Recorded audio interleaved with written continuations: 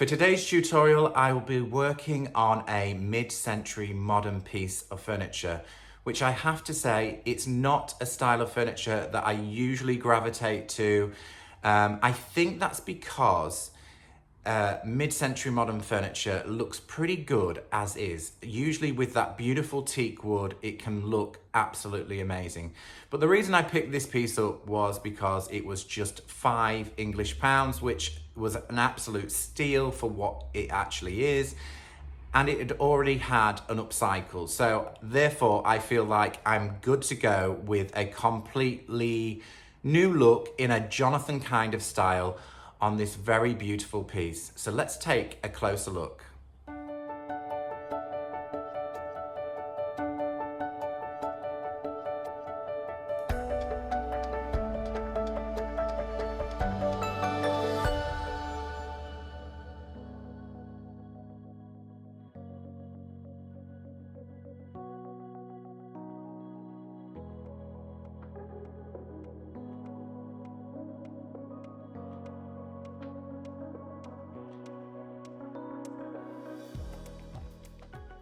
Before I move forward with my project, I just want to discuss a little bit of what has previously been done on this piece. And there's elements of it that I think they got absolutely right. And then there's a few things that maybe if I'd done the project in the style that they've gone for, I would have slightly done differently. So one of which is absolutely this whole painted surface wrapping around the natural timber on a mid-century modern piece, I think is a great look. I absolutely love that. What I'm not too sure about is I think I would have refinished the legs on the lower portions of this piece to match the wood colours between one another. These are a bit darker wood than that, so I think I would have done that. The piece itself, you may have noticed, it's also got these back supports. It would have had a pivoting mirror in there. The mirror is long gone. I checked with the charity shop, they didn't have it. So I believe by removing them and keeping it just as a small side table or a bedside, probably is more saleable in today's market. I am going to change the whole outside colour. I'm going to darken it up. I'm not too sure that this kind of dove grey is kind of right for mid-century modern pieces. So it's going to have a darker coat of colour on the wraparound on the outside and the legs. And we're also going to decoupage the internal aperture of the drill. So every surface is going to be covered, and sadly that lovely teak wood is going to be covered up all over.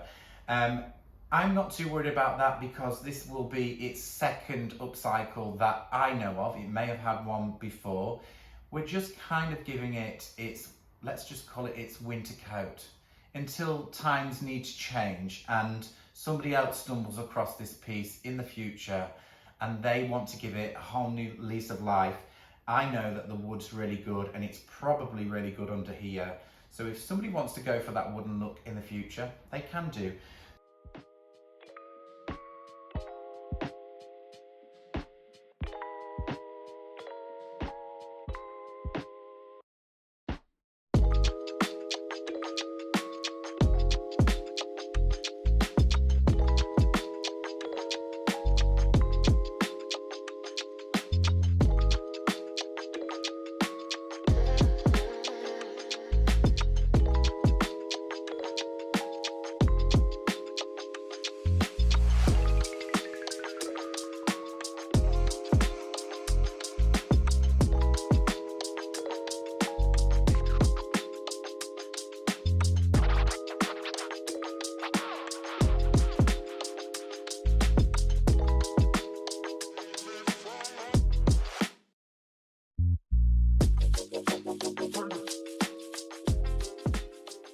The prep work was pretty simple, just a light scuff stand with an Annie Sloan sanding pad, and we're good to paint. I've chosen my decoupage paper, which I will show you a little bit later on in the process when we move on to the drawer fronts. And I've decided for this piece to get a nice, clean, brush stroke free piece of furniture. I'm going to be using Annie Sloan satin paint. I do love satin paint. It does self-level, it's self-sealing, so you've no need to put any wax over the top, and you can just apply it with a brush. Although I'm going to slightly apply it my way, slightly different. I'm going to be using a foam roller, an Annie Sloan brush to get into the tough areas, the detailed areas around the edges. And I will be offloading with a soft synthetic brush, which I'll show you how I do that. Roll it on and kind of just drag the brush while the paint's still wet, just to take any dimples away from the finish, so you get a seamless, nice and smooth finish. So on with the first coat of Annie Sloan satin in the colour Graphite.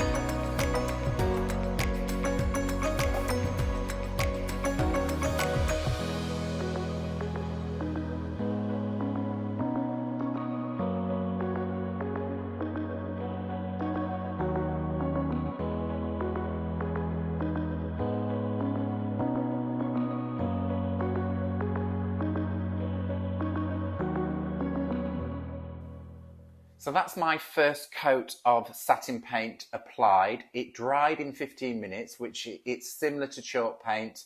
It's got all of those wonderful properties where it's on and dry pretty quick. You can move on to the next layer. Whilst we're talking about chalk paint at this point, why would I use satin on this project? Because I want that super sleek finish. No textural finishes on the outside. The internal aperture of these drawers, it's a rice paper that I'm using, and they have got fibres in there, so that's going to be kind of a little bit textural, and I quite like the difference of the super sleek finish on the outside and the textural finish on the drawers. So I'm going to start applying my second coat. I do believe, because it's a light base that we're working on, it will need a third coat, but it's really quick, guys, so don't worry, the drying time's fast. Just take your time, enjoy the process of applying satin paint. It is very different to chalk paint, but the results at the end really do show how fantastic satin can look, especially on a mid-century modern piece. So let's get stuck in with that next layer.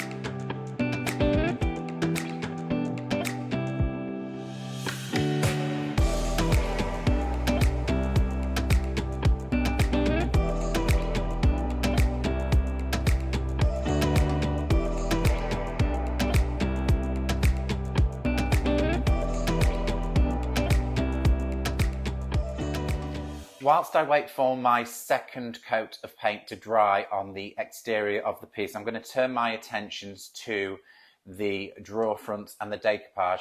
I'm going to share with you the rice paper, the Posh Chalk Deluxe decoupage paper, which was designed by me. I say designed, there's a little story which I can tell you about this actual print. Let's open the packaging. And I'll open this one out so you can see it. Some of you may have already seen this. Solly Joe did another mid-century modern piece with this actual paper, and I would have never thought of using this paper on mid-century modern, and that's why I'm doing it, because it looked absolutely amazing. I would have gone for something slightly more vintage, but here it is. It's a gorgeous A1 sheet of paper, and this is the overall design. Now there's a little story. I've named this paper Telegram. So it is a photographic image of a telegram that I actually found in an old piece of furniture. I think it was a love note to a loved one in the Second World War. I've obscured the pattern. I've made it really large so you can see certain words, but I wanted to kind of keep that private for the person. But the handwriting was so beautiful, I wanted that large, bold print, which I thought would be a great way of taking a modern twist on vintage. So Solly Joe did this amazing mid-century modern piece, and that's what we're going to do here today. We're going to apply this gorgeous rice paper to the drawer fronts. We'll take a look at where we're going to place that a little later. Now, most decoupage papers, now not all, but most, some of the really thin, transparent decoupage paper, especially rice paper, I would more or less 99% of the time say you need a white base coat. A lot of people kind of get a little bit scuppered with this. If I was to paint this, graphite, it would dull down the colour of the overall paper. And with rice paper, you have slight fibres in there. So those fibres are white. If you put a dark colour under those white fibres, the dark slightly shines through and it highlights those fibres a little bit more, which if it's a look that you're going for, great, but I'm not. I want a crisp kind of finish. So I'm going to be using, for ease, I'm going to be using chalk paint. What I would say with mid-century modern teak pieces of furniture, they are renowned for bleed through with chalk paint. I could use satin, but I'm just going to go with chalk paint. And the reason is, Solly Joe did this, and we went through the process with her mid-century modern piece, and she used a chalk paint in white. And once the infuser hit the paper, it did bleed through. But what happened, it left a lovely yellowy hue to the paper, and I really liked it. This is kind of quite grey, the paper, but I quite liked it. So if I get some bleed through, I'm going to enjoy it. So that's why I'm using chalk paint. If it sucks up some of the tannins in the wood, and it does that, that's great. But if you're worried about that, prime the surface with a stain blocking primer. Many of them you can get as white, and that will be a good surface to apply the decoupage. So let's put a coat of Annie Sloan Old White on the surface, ready for application.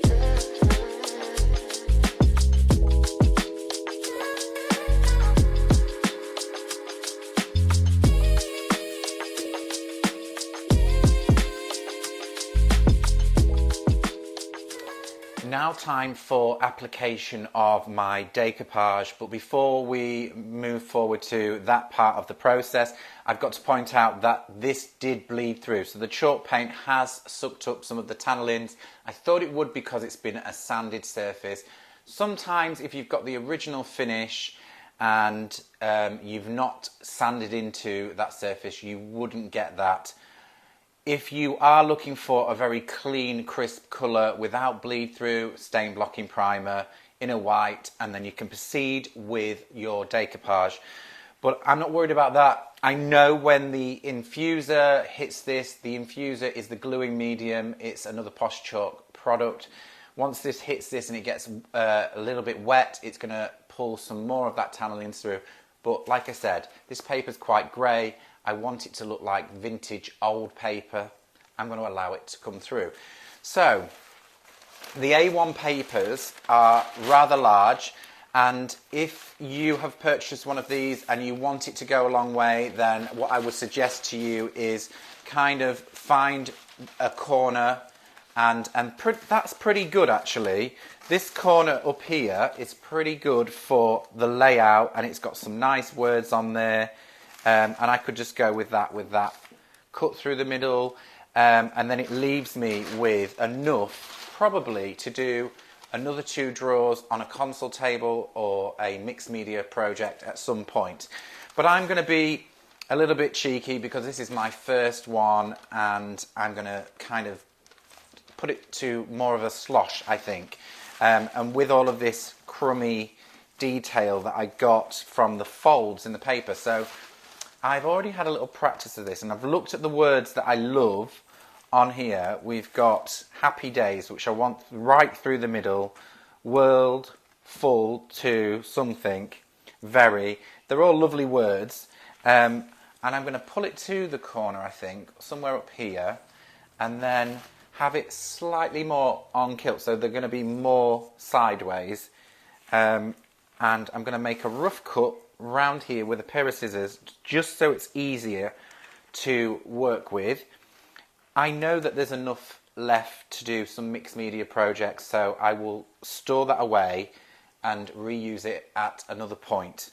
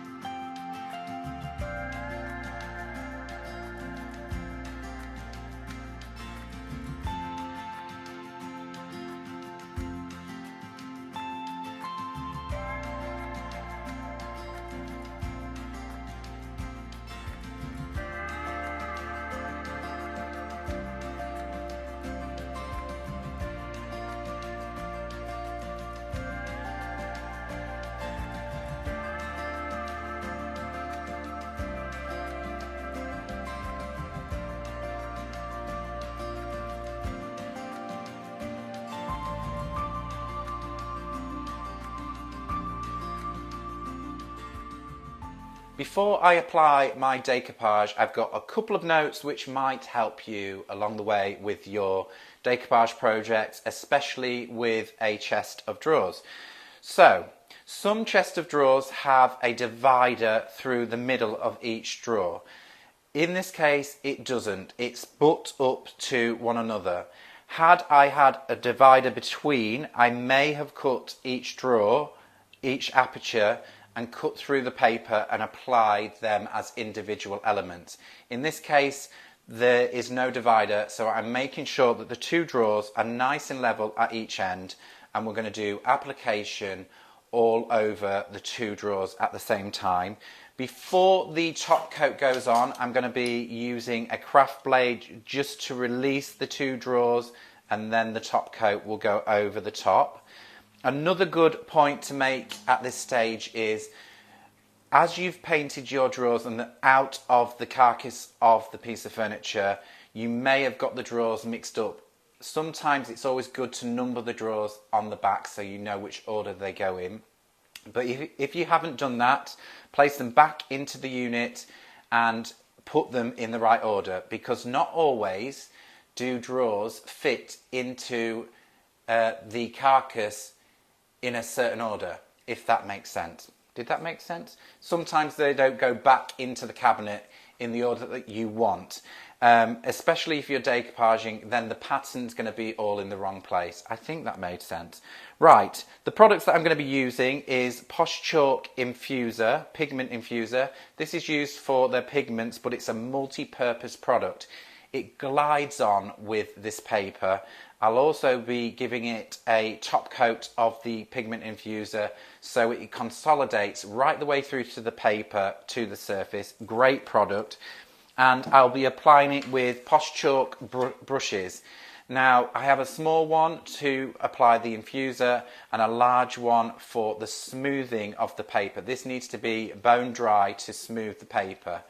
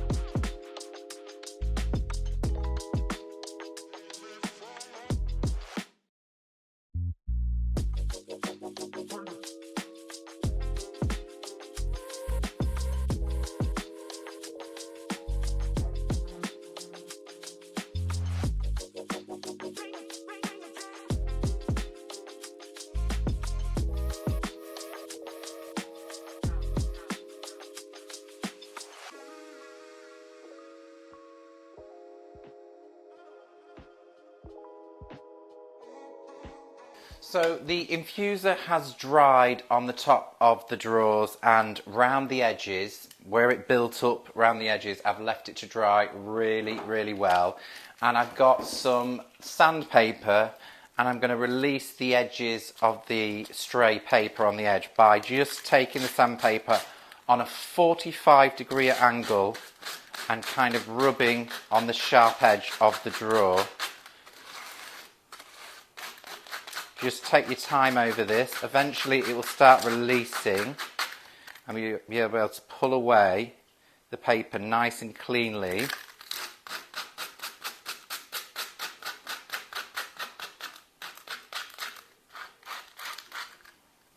And you'll get a lovely clean edge on a sharp corner.